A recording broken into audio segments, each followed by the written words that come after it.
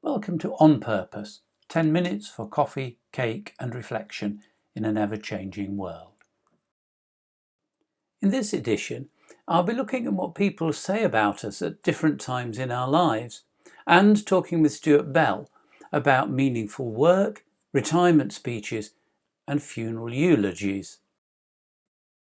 There's nothing like meeting a long-lost friend for reliving the past. Among the deluge of "do you remember when" anecdotes, I guarantee there'll be at least one where you say, "I don't remember that." And even more, where you each tell the same story from such different perspectives that are so different they leave you wondering which of you wasn't actually there after all. And if you were to make a rare visit to an ancient aunt, they'd have a whole different set of stories and views about you. It's hardly surprising people from different periods in our lives see us very differently. That was part of the conversation that I had with Stuart Bell recently, when he retired, having led mental health services throughout the NHS for the whole of his working life.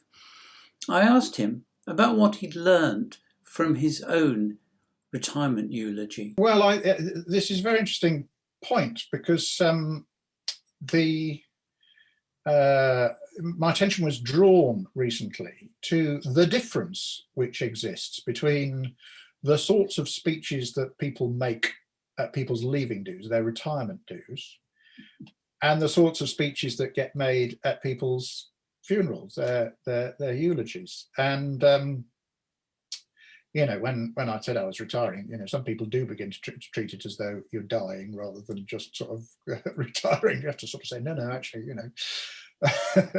it's not the end as far as I'm concerned. But there is a difference, I think. And, when people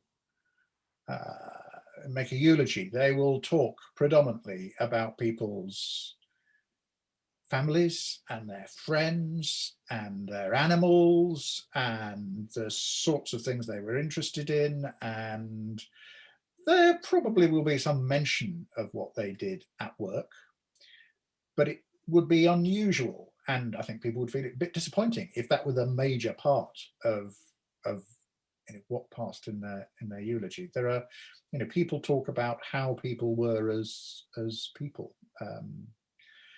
Whereas at people's leaving dues, their retirements or whatever, you do tend to get a bit of a sort of catalogue of the CV sometimes. And actually, I managed to escape that, and there were some very nice, broader things that were said at my own leaving do, for which I was very grateful. But it's an interesting question, isn't it? Which is the person that really matters? The one that is memorialized at the retirement speech, or the one in the eulogy? And what does that tell us about the extent to which what we do in our work lives has meaningful connection with, crossover with, overlap with what we see as our true identities, or are they completely separate spheres? Revisiting old memories, voluntarily or otherwise, can make us laugh, cry, cringe, or vigorously deny, but they are part of our rich complexity, even if we don't remember or view them from a very different perspective. That is the other person's view of us and those events. And they rarely see the whole of us. Indeed, the view people have of us at work, for example, can be a world away from how our family see us, or our friends. So I asked Stuart what in particular he'd like said in his funeral eulogy that was broader than his retirement eulogy. Yeah, I hope that it will be recognised that I've had a broader range of interests in my life than just those which are related to what I've done in my working career.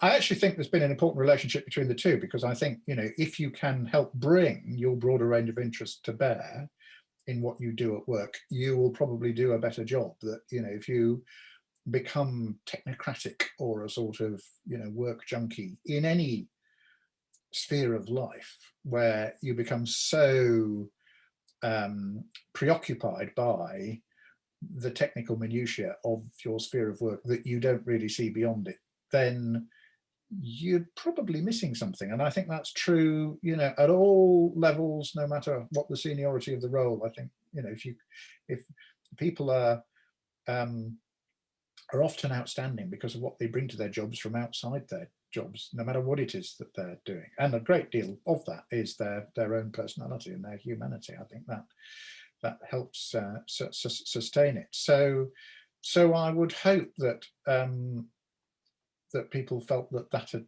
they'd experienced that as part of their experience of me. And as I say, it was quite nice that there was some of that when I retired as well. So if the two are, not a million miles apart, that's probably a good sign, I would say. 3 questions for consideration over the next few minutes. First, what 3 things would you like others to say about you as a colleague, as a friend, as a family member?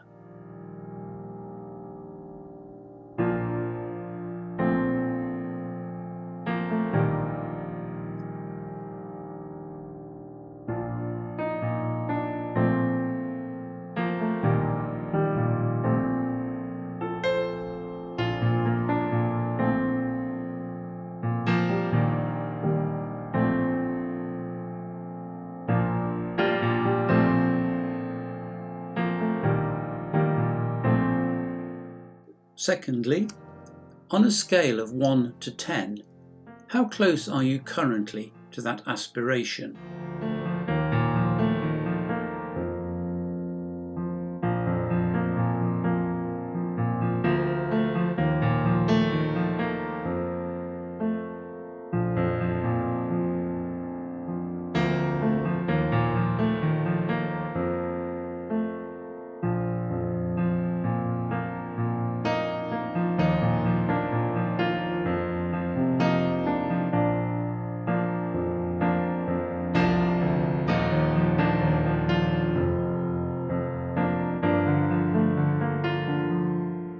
And finally, what might you do over the next 3 months to raise your score if it isn't already a 10?